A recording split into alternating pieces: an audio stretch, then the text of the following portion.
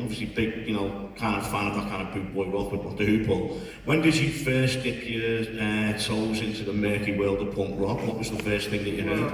There's that kind of bridge to it where I got into Iggy Pop and the New York Dolls and bands like that, and then on the back of that came along the Ramones, and I saw the Ramones in '77, and it was one of the, you know, people talk very glibly about, oh, it changed my life and all that, but it really did change my life when I saw the Ramones.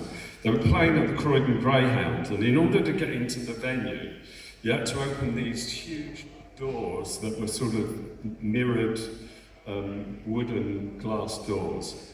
And I was a bit reticent about going up there because I was still sort of wearing these sort of New York Dolls kind of stuff and everything, you know. And there were all these people turning up and they were wearing like ties and t-shirts and they had dyed hair, and I was like, what's going on here? And so me and my mate eventually had enough drink to get the courage to go up there. And as I opened these doors, there was just this heat. It was like opening the doors to an oven, and this sound just hit me in the face. And it was the Ramones in full flight. And I just stood there with my mate at the doorway, and I just went, fucking hell, this is it. You know, this is what I've been looking for. There was something so powerful and just majestic in its simplicity that it just swept me up. And then from then on, I went to see all the punk shows I could. You know, I saw the Clash at the Roxy. It was great living in London in '77. You know, there were so many opportunities to see these bands. There would have been something on every night, I would have thought. You know? Exactly. And you know, money allowing, I would go to as much as I could. So I slowly got kind of more familiar with the bands that were coming through. And then I ended up playing in the Users, who were one of the early punk rock bands.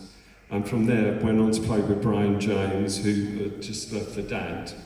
And with Brian, I had my first real touring experience. We did a tour of Europe supporting the Police. And that was a really interesting tour, you know.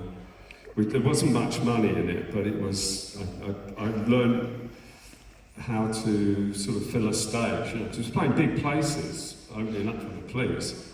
And before I was used to playing in small clubs and something, you know, so you had to move around and kind of, you know, you couldn't shoe watch, you know, you had to do stuff, and it was great. It was a really good education. I really enjoyed it. And then I auditioned for the Subs, and